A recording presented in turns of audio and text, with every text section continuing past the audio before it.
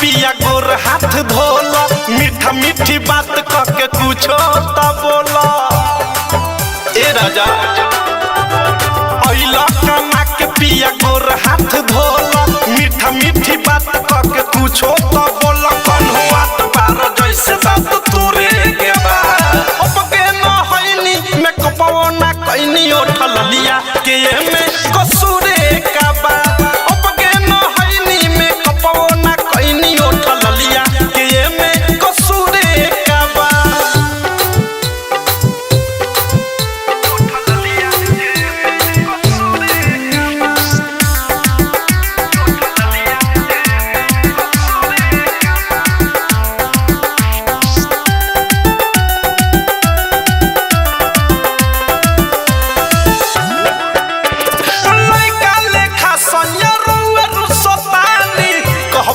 पहिला गावे जात बानी ए मान जाई लइका लेखा संयरुआ रुसतानी कहब त पहिला गावे जात बानी। बोलो राजा जरूरी खबा अब के न होइनी मैं कपवो ना कइनी उठल लिया के में कसूरे का बा।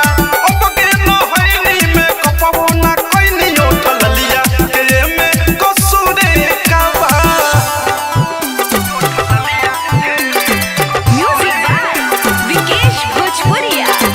Recording by Missile Recording Studio.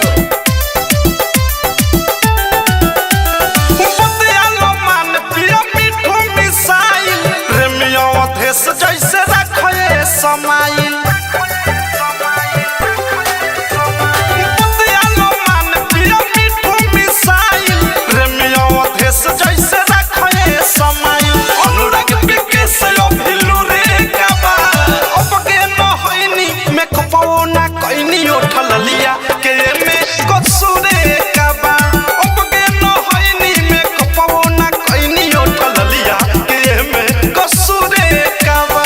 अइला कमा के पिया गोर हाथ धोला, मीठा मीठी बात करके कुछ तो बोला। कन्हुआ पार जैसे बात तोरे के बा अब के न होइनी मैं कपवो ना कइनी उठल लिया के में कसूरे का बा। अब के न होइनी मैं कपवो ना कइनी उठल लिया के में कसूरे का बा।